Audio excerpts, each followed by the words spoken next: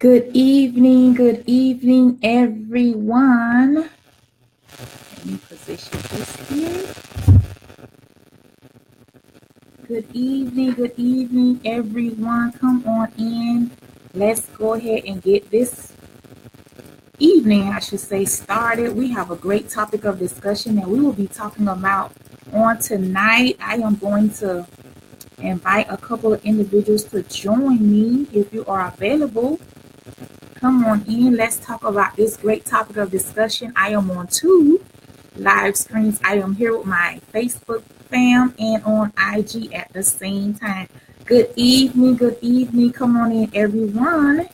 I'm going to give you all the opportunity to chime in. Hi, beautiful. How's everyone doing on this beautiful Thursday evening? Exhale. Exhale. Friday is almost here, you all. Almost here. Hi, Lady Duncan. Hi, thank you, thank you. Glad to have you with us. Glad to have you with us. I see my cousin over there.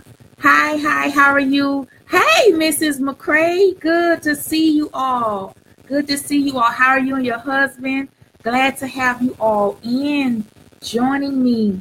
We're going to be talking about a topic of discussion concerning emotional abuse that takes place within the home by way of the parents and siblings. So go ahead and invite other individuals that you know can benefit from this topic of discussion and join in. Let me know if you can hear me loud and clear. Give me some thumbs up, ladies, so I can make sure that you all can hear me loud and clear. Good evening, my IG fam and Facebook. I am on two devices, bringing this message to both social media platforms. Good evening. Thank you all for joining in. Thank you. Let me know you can hear me loud and clear. Good afternoon. Well, it's late evening, so I should say good evening. Thank you all. I see Mrs. Sugar Mama. Hi, how are you? Good afternoon. Well, good evening, I should say, Mr. Bradshaw. Thank you for joining in. Thank you all for joining in. We have an awesome topic of discussion to talk about on tonight. We are going to be talking about emotional abuse. Yes, emotional abuse that is taking place within the home by way of parents, yes, by way of siblings, yes, and relatives. It could be a cousin or auntie. It can even be grandparents, believe it or not. So tonight we're going to have a great topic of discussion. If you have any questions, you can go ahead and you can comment those questions now, or you can save them to the very end so I don't miss them in the feed, because when we have a lot of comments, I may miss the question. So if you can, try to hold them at the very end. Good evening. I see everyone coming in over here on Instagram. Glad to have you all joining us. Good evening again. We're going to get started momentarily. So as our audience builds on both platforms, how's everyone's day going so far? How was your evening, I should say? Many of you are winding down from work. Many of you are winding down with the children.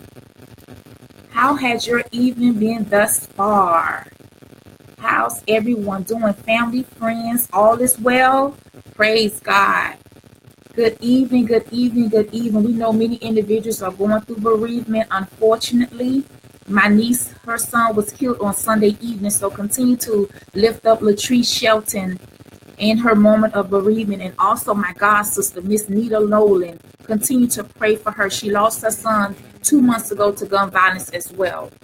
So, and many of you know that I'm still healing from my mom passing 8 months ago, almost 9. So continue to pray you one for another, as we all shall say. Amen. Thank you all for joining in. I see you all over here. Let me give some waves. Hi, how's everyone doing? So we're going to go ahead and get started, not to keep you all long, because I know the evening is drawing near. It's already 8 p.m. So before you know it, it'll be 9, and then it'll be 10, and then we'll have to rise up early in the morning to start our day again. So I'm going to go ahead and get started. I've invited enough individuals, so preferably they will come on in. So tonight, I'm going to be talking about emotional abuse. Many of you follow me on Instagram. Many of you follow me on Facebook, and you know that I share my testimonial very often. I also encourage other individuals to share their story. I have had the opportunity to talk with many men, women, as well as children, young adults, and adults, believe it or not, who have suffered or who are presently suffering with emotional abuse. We know emotional abuse can be just as traumatizing as physical abuse. Again, I'm going to say that again. Emotional abuse can be just as traumatizing as physical abuse.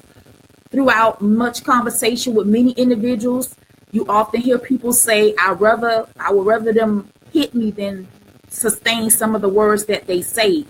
Well, listen, I don't want you to put your hands on me, period. I'd rather them not do anything, but it does happen. So on tonight, we're going to be talking about emotional abuse by way of parents towards their children at home and as well as siblings. I remember coming up as a young teenage mother. I had my son in the beginning of my 11th grade year and my daughter 6 months before I graduated senior high school. So I had two children before I graduated high school. Good evening, Brother Smalls. Good evening. Glad to have you with us, man of God. And as I was sharing, a teenage mother, two small children, in an emotional abusive relationship. Of course, in the beginning, you don't see the signs. You may see the signs and you may be passive like I once was, and you attempt to ignore the signs. But as you know that the more you ignore them, they're not going to go away. You have to address them. So I remember early on, I'm going to talk about emotional abuse, how the children experience it from the parents. We're going to talk about how the children experience it from the parents. Harsh words. Yes, harsh words, tearing their self-esteem down, using profanity, word cursing. There's a big difference between profanity and word cursing. Yes, we often say, I'm going to curse you out. I'm going to tell you this. I'm going to tell you that. However, word cursing means that you are really speaking against their destiny. And I'm going to give you several examples. I'm going to share my experience. First and foremost, I remember when my son was playing football as a young child. And sometimes he would make a mistake on the field. Sometimes he wouldn't do what I thought he should do. And I would get so upset and I would yell and I would scream and just to see the look on his face. But as time began to progress, we know that many parents are very competitive. Many parents want their children to excel in various areas, and sports is one of them. And I've seen it on several occasions as I'm sharing my story, how I used to do my son when my son was playing football. If he made a mistake, I would scream, I would yell, and he would know that I was very upset. And then as time progressed, oftentimes you will hear parents tell their children, oh, you better make it, or you better get me out these projects. You better buy me a house, buy me a Benz, and, provide for me, so on and so forth. And I too was that parent, in the beginning, a young parent putting added pressure on my son. Oh, you better do this. You better succeed. You better achieve. And then my son was very talented. He was very gifted and talented, so many individuals will tell me, oh, that boy going to make it. He's going to go to the NFL. He's going to get you out of the hood. He's going to provide for you and your sisters. And guess what? That ego, my head was blowed up big time. So guess what? God had to inflate my head because I began to look at my child and say, you know something? It is not me on that field that's taking those hits. It is not me that's doing all that intensive practice as a young child. So as he grew older, and he played high school football, basketball, whatever sport he attempted to play, the boy is good. I don't take anything from him. He's an excellent athlete. And many individuals who have played with him, and many will come on, they will tell you that, yes, DeAndre is a very good athlete. He's one of the best. But do you know something? One day my son was at basketball, and I shared this story on another platform several weeks ago actually. And I shared how my son was in huddle and they were at basketball, and my son was listening to the coach, listening to the players, and I received a phone call. And what I did was I walked off to the side to answer the phone call and talk and, just have casual conversation while my girls were playing and while he was in the huddle. So when my son saw me move to the side, he instantly jumped up and said, "Where you going? Where you going? You leaving? You leaving? You leaving me? You gonna leave me?" And I looked at him like, "What do you mean?" "No, I'm not going anywhere. I'm just standing over here. I had to take a phone call." But the shock on his face, he was looking like, "Oh my God, did I do something wrong? Is she angry? Am I going to get a whooping or am I going to get in trouble? What did I do?" And at that very instant, God dealt with me and said, "Wait, you have put too much pressure on him. You are literally emotionally abusing him. He has the thought in his mind that he has to operate the way mama wants him to. He has to function. He has to play. He has all this added pressure on his shoulders in middle school. A young kid, a teenager." And I said, "Wait a minute, I have to stop this." So what did I do? I sat down and I had a conversation with my son once we got home. And I said to him, I said, "Listen to me. From this day forward, I want you to put yourself first. Not me, not your sisters. Put yourself first. Because listen, son, it is you that is going out on that basketball court. It is you that has to exercise. It is you that has to do everything. Mama can't do anything but be on the sideline as a good cheerleader. Mama is not doing the drills, even though me and my girls will be running up and down the side of the field, just to cheer him on. But at the end of the day, it was him that had to do all of those drills. It was him that had to make those shots. It was him that had to perform to his best ability. So I cried for, I cried for a long time because my spirit man began to be convicted. Because for so many years, I was saying to myself, wow, can you imagine? He has all this pressure on his shoulders not to succeed for himself. He's thinking about succeeding for you all, which you want your children to succeed, to, have a great future. You want to raise them right. You want them to think about everything that you have imparted into them. You want them to know that mom, dad supports them. But you don't want them to have that added pressure to where they feel as if, guess what? I have to do this. If I don't do this, he or she is going to be angry. They're going to be upset. So what did I do? I began to tell my son, if you choose to play basketball, that's your choice. If you choose to play football, that is your choice. Whatever you choose to do, it is solely up to you. Now, mama has raised you to the best of my ability. I have given you everything, a nice home, upbringing, chastisement, everything I could. But whatever decision you choose, son, let it be something that you love doing, not because I want you to do it.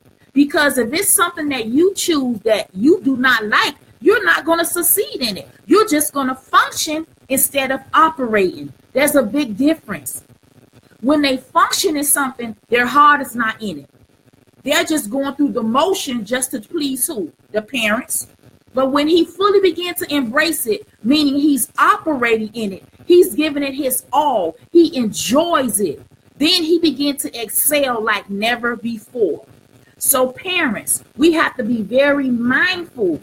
Yes, we want our children to succeed. Yes, we want our children to perform excellent, but we have to be very careful with our words. I remember being a young optimist mom.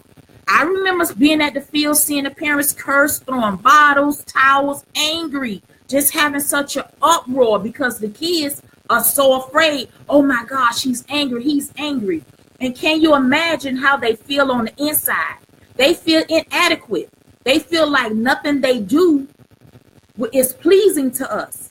So parents, we have to check ourselves first and foremost. And guess what? If a child feels so cold at home, you know where they look for love at? In the streets. They do, unfortunately. So again, profanity. You know the words, the strong word choice. You could say so many strong words. Word curses. You are literally speaking against their destiny. I remember I was so upset. Young parent, angry at baby daddies, mad. And I had the nerve to say, you're going to be just like your no good daddy. Think for a moment. When those words come out, It doesn't matter how many times you say, baby, I'm sorry. Please forgive me. Mama angry at daddy. Mama angry because of this, that. The damage is done. Because the thought, my daddy, my no good daddy, my this, my that. You don't know if they're thinking about being with daddy. You don't know if they're missing daddy. So if you're releasing word curses, even against the father, he may not be the best of the best. But guess what? Through much spiritual growth and maturity, I had to do a lot of repenting, a lot of soul searching. And I always told my children, no matter what, you love and you respect your fathers, whether they are in your life or not. Because mom and dad, and it's vice versa with the dads, word curses as well with your daughters. Even if her mom may not be the best example, if she does something that's not pleasing to you or at your approval, here come the word curses. You're going to be just like your no good mama. She wasn't good for nothing but laying on her back, so on and so forth. And guess what, Dad? Once you say it to her, guess what? Their brain is like a memory bank. Record. They've recorded those words. And you can say, baby, daddy, sorry, this, that, and the other. But guess what? The damage has been done. So make sure you pay close attention, parents. It starts with us first and foremost. Because if they don't find love at home, and if the home is cold as ice, they're going to go out into the streets where it's not really warm. That's pretense. Because they're looking for love. They're being emotionally abused. All type of words. You're good for nothing. You're worthless. I wish you weren't born. Many parents have said these words to their children. And believe it or not, many children are adults now and they remember those words. That's why many are unable to have a healthy, sustainable, stable relationship. That's why they go from relationship to relationship. Because as a child, they've been wounded. They have been cut so low and the wound has never been healed. They never were given an opportunity to ask them, what is wrong? Why are you so angry on the inside? Why are you always rebelling? Why are you always acting out in school? Why are you just so defiant?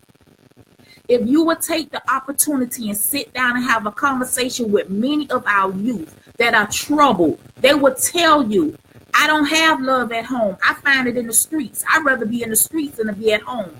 Or those that are in foster care, being shifted from home to home. They'll tell you the same thing. I don't find love there. They're looking for love. And unfortunately, they find love in in some places that we wish they never, ever stepped into. So we as parents must be the first role model, not a celebrity, not their teachers, not a mentor. It starts with us.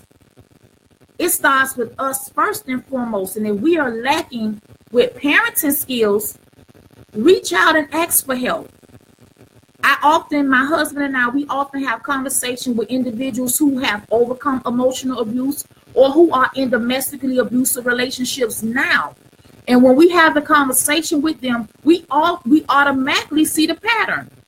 When we begin to ask questions, it goes back to childhood. It goes back to how they were treated, how they were brought up, the pressure that was applied to them by the parent, one parent or two parents, or a step parent. Blended families, very important. Mom or dad, they may not be your biological child, but if you have made a conscious decision to be in that child's mother or father's life, you have to get to know both parties, meaning the children and the other parents. Now, in the event they're not as mature and heated fellowship is continuing to go on because either party has moved on, and we know what happens. Don't treat the children indifferent. Yes, some children can be a handful in blended families. I know that. We have 6 combined children. I know that. But guess what? If you have a child or children that are rebellious, they are resentful against your wife or significant other, it is so important that you all as a couple stand in unity together and address the situation. Very important. Do not allow the children to play mind games against one another, because children are very smart. They're very manipulative. And if they can turn their biological parent against their spouse or significant other, or they see where there's a weakness there or a gap or a bridge, what do you think they're going to do? They're going to capitalize on it. They're going to use it to the best of their advantage. And guess what they're going to do? Cause heated fellowship between you and your significant other. So again, as I was talking about emotional abuse, what we are talking about, emotional abuse that takes place within the home. And I share my experience as a young teenage mother, how I initially started out wrong, how I initially put so much added pressure on my child coming up. He played football, basketball, every sport you could name. He's very athletic. He can achieve in anything.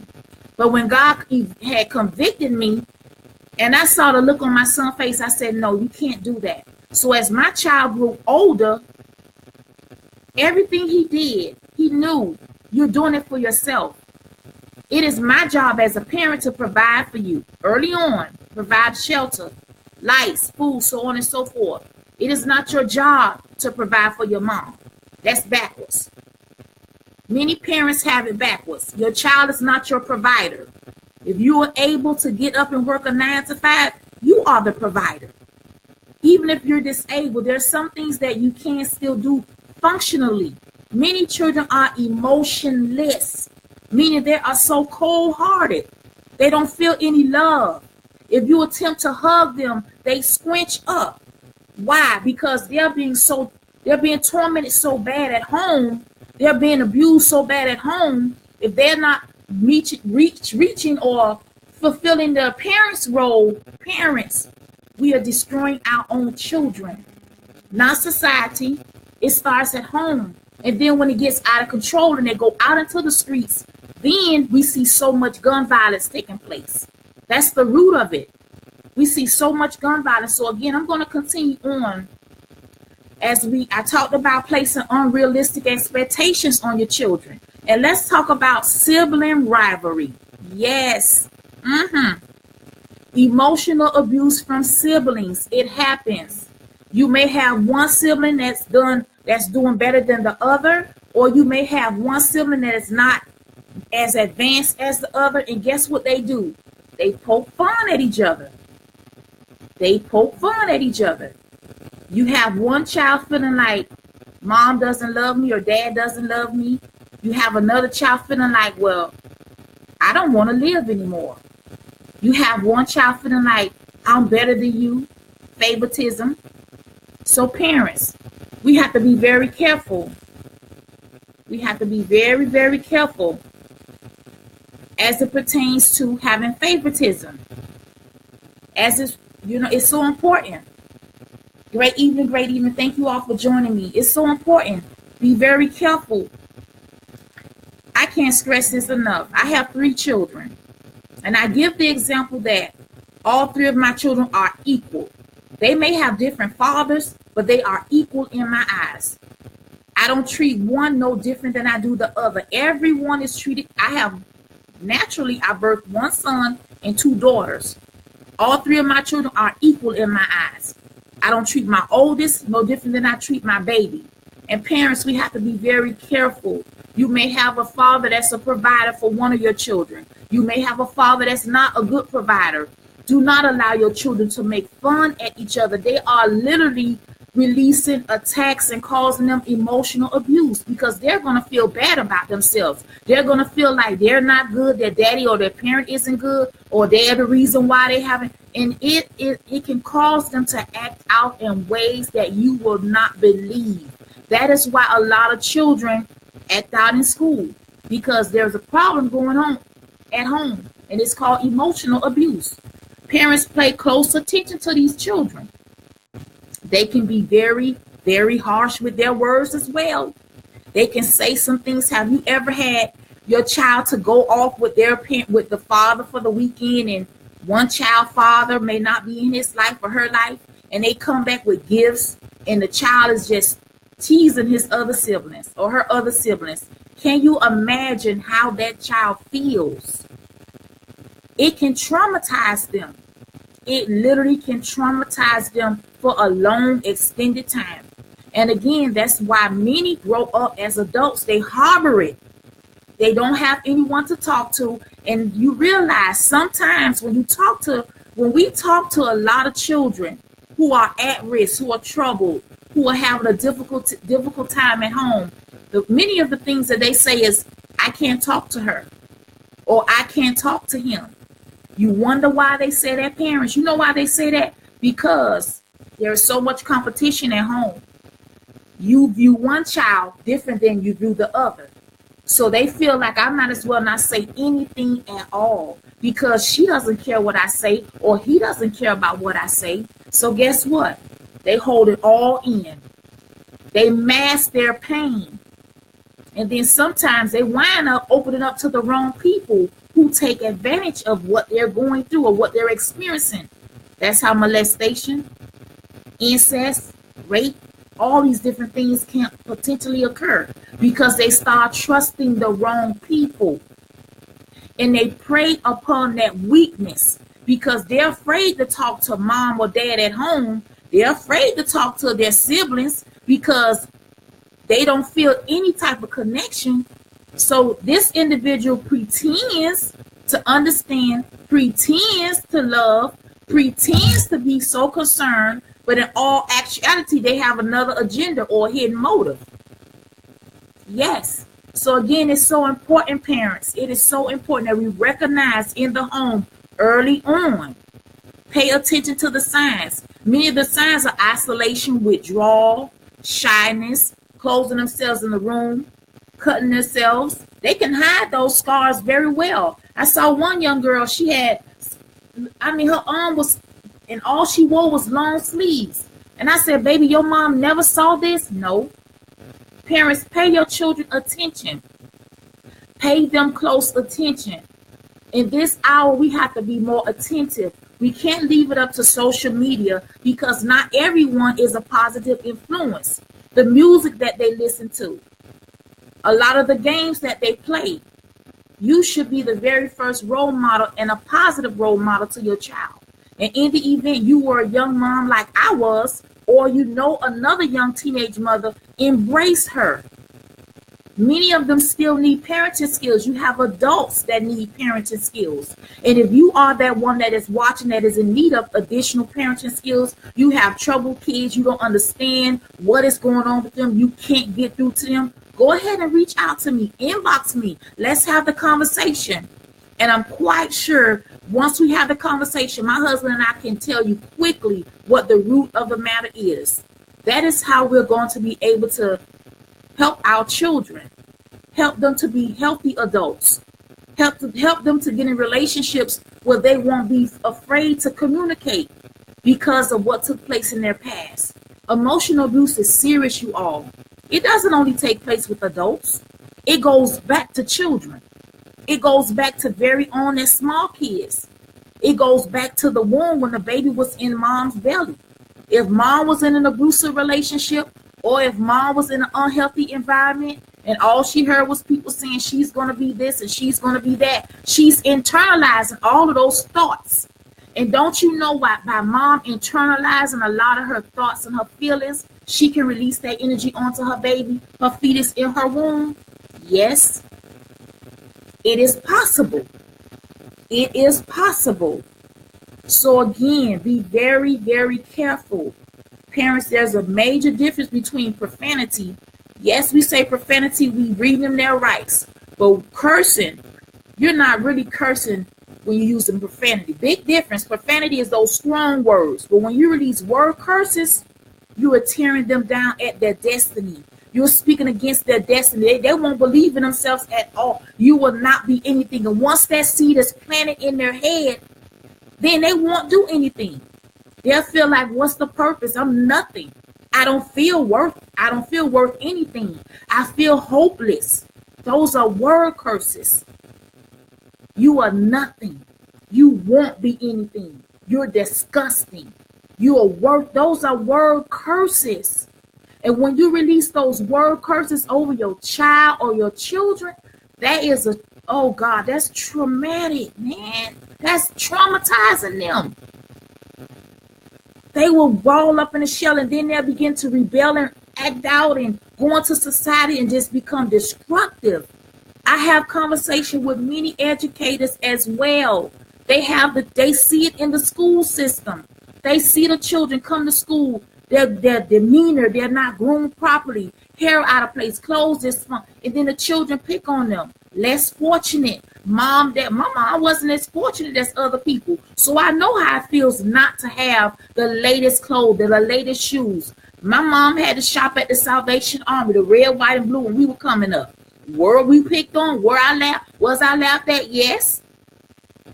And can you imagine a child being laughed at and picked on and literally their clothes pulled on? No one pulled on my clothes because I had 10 other siblings. So that wasn't going to happen. But however, can you imagine what's taking place with a lot of these children being bullied in school? They come from a home where they can't express how they're feeling. So they go to school. They're being tormented in school. Then they come home. They're being tormented at home. Where can I go?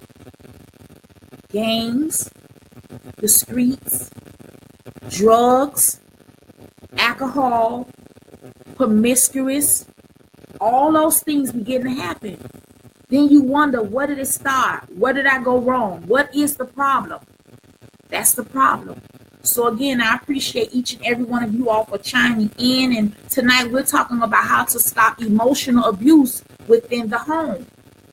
And parents, you have to be very careful. If you are co-parenting, yes, those of you that are co-parenting, your children are with you part of the month and they're with their father or mom the rest of the month. You have to pray continuously over your children because your parenting skills may be one way and the other parenting skills could be another way. But you make sure when you see your child or children acting indifferent or acting a certain way that you know is not becoming, be very careful of your words. I know you can get angry. They can make you want to knock them into the middle of next year. I've been there before. My son stands 6'5" or 6'6", and I still tell him to this day, listen, you're not too, boy, I break you down. But you have to be careful. Be very careful with your words. Even though that doesn't have to take place. But that boy sprung up from 6th grade. I'm like, whoa, wait a minute. I got something on my hands here. And yes, you can become angry with their parents. They can do some things to you and you'll regret having your child with them because of the way they treat you. Do your best not to take it out on your own babies because guess what? Your babies are internalizing every word. Every word. So parents, pay close attention to the signs. Pay them attention. When you see them sitting down, being quiet, isolating themselves, and you continuously ask them, you okay? Everything all right? And guess what their favorite word is? Mm-hmm. Mm-hmm. Yeah. Mm-hmm. No. No. Intervene quickly. And don't talk at them. Have a conversation. Come on, let's sit down. I had to learn this many years. Yeah. Come on, let's talk, baby. Let's talk. And in the beginning, they may be resistant or hesitant to open up. But when you show yourself as a listener, there's a difference in being a hearer and a listener. When you begin to say, okay, you can tell mama or tell dad what's bothering you. They're going to look at first. They're going to see whether or not if you're sincere. And once you sit and you all have conversation, you listening attentively, meaning you're allowing them to express what's going on. You are paying close attention. You're not hearing because when you're hearing, you cutting them off. Yeah. Okay, whatever. Okay, good. No. Don't do that, parents. Pay close attention early on. The signs are there. But when you exercise hearing, that's how the signs pass you by. And they begin to reach out to other individuals. And some other individuals can potentially be the wrong individuals. But when you're listening, you're paying them attention, whether it feels good or not. Take a deep breath and whoo. And that's when you call on that village, that 1, 2, or 3 trusted friend, family member. Listen, my baby is struggling and I need help. I can't do this by myself. I don't want to say the wrong thing to him or her and push them out into the streets, but I need help, you all. reach out for help, mom and dad. Do not isolate yourself and don't sweep it up under the carpet, because the more you sweep it up under the carpet, it's going to build like a mountain. It's going to build, it's going to build, it's going to build. And guess who they're going to wind up being angry with? You. Because they're going to say, you never tried to talk to me. You never took the opportunity to sit down and listen to me. You didn't pay me any attention. You were too busy caught up in your life, caught up with your new boo, caught up with your new babe. Been there before. Oh, yeah. Heard those words before. You were so caught up in your new life, caught up in doing your new things. So guess what? I went this way I went. But I thank God. I thank God that I came to my senses and caught it sooner than later. Because let me say this to you all. Do not be so quick to push your children to go spend a night over other individuals' houses, because you can't get through to them. Do you know if their house is safe? Do you know if their house has the proper parenting skills? If they sit down and have conversation with their children, or they let their children do anything that they want to do? Freedom. Freedom can cost you. It can cost you a lot of things. So parents, I encourage you on tonight, have more conversation with your children. Start early on. It doesn't matter how young they are. Build that trust. Build that comfort zone. Let them know mom, dad is a good listener. I want to hear what you have to say. I'm paying you close attention. Do not push them off. And be careful with siblings. Siblings can be mean. Siblings can be cruel. They can tear each other down. Why? Because we have put this competition between the both of them, or however many children you have. And one may feel like the other is better than them, or they don't meet your expectations because the other one is excelling and they're struggling. Listen, I've dealt with it, seen it numerous of times. I drove school buses and I know hands on how it can be. Be very careful, mom, dad, aunties, uncles, cousins, all of us. Do not display favoritism, because that child will ball up into a zone and no one will be able to get to them. And then they'll start acting out in ways unimaginable. And then you'll wonder, where did this come from? Who did you learn this from? And guess what they're going to say? You. Yep. Then you're going to say, you ain't learned that from me. Yes, I did. You cold. You cruel. You don't know how to communicate. You're not a good listener. I couldn't talk to you about nothing. You know everything. Woo! Then you're going to say, who you getting slick at the mouth with? Been there? Who you think you talking to? Boy, I brought you in this world. I'll take you out. Yes, parents, you know. But guess what? It happens. And it happens more than it should. So again, on tonight, please utilize these key tools. Pay close attention to your children. First and foremost, be more interactive.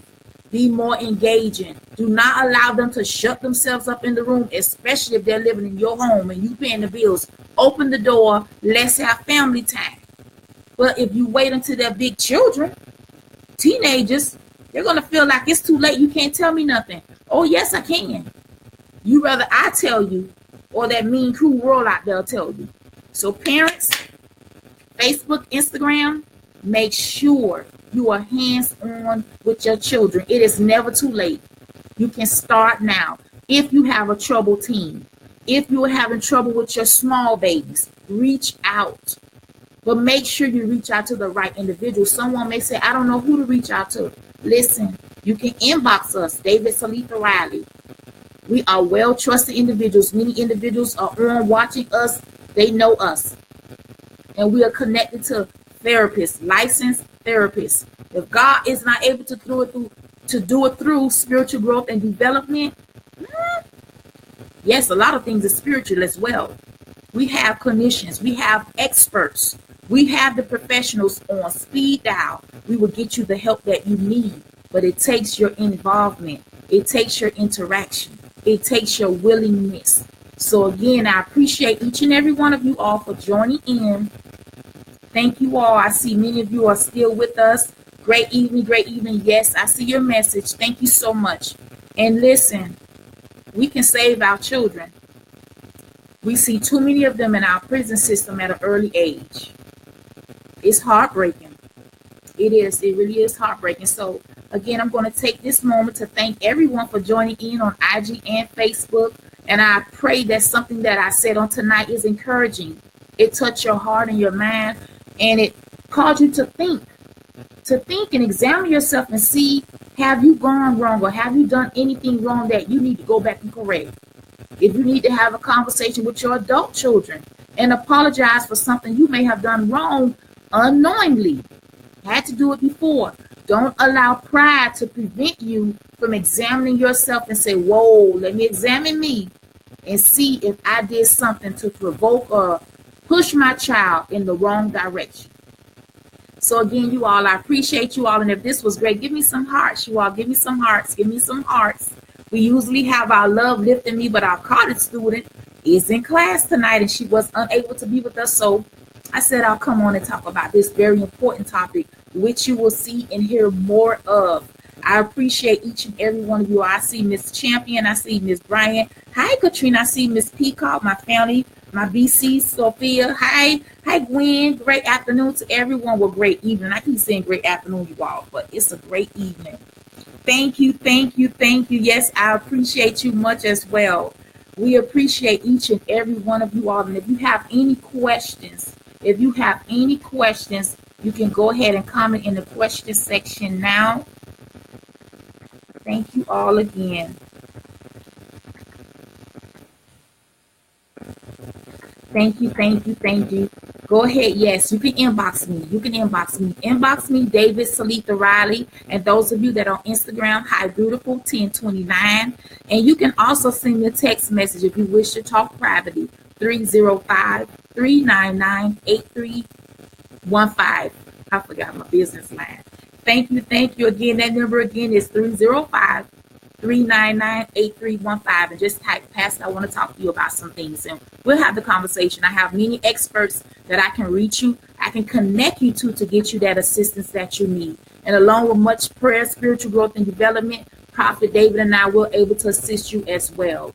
Thank you again. I appreciate you all greatly. So not to tie up much of your evening, if you all don't have any questions, does anyone have any questions, or you want to give your feedback real quickly about the topic that I talked about? Go ahead and place it in the comment section real quick. I'm going to give you all 60 seconds.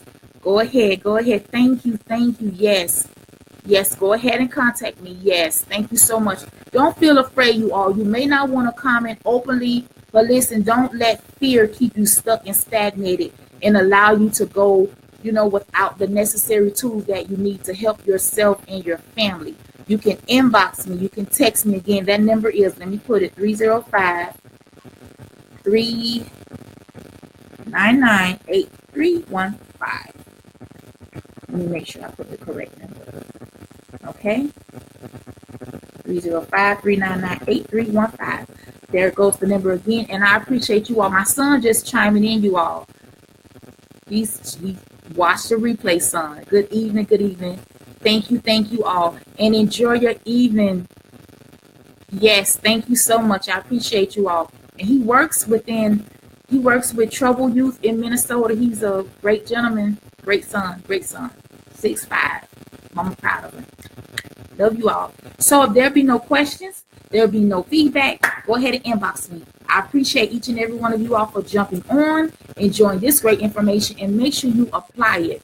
Pass this information on, and if you know anyone that is in need of any type of assistance as it pertains to emotional abuse or physical abuse, have them to contact me. Salitha Riley, 305-399-8315. I have clinicians, I have experts that I can connect you all with, as well as myself being a pastor. I can help you all as well. My husband, the prophet, we will make sure we connect you with the proper individuals to get you all the help that you need. Love you all. Have a wonderful evening, and thank you for spending your Thursday with me. Have a great evening. Goodbye. Love you all.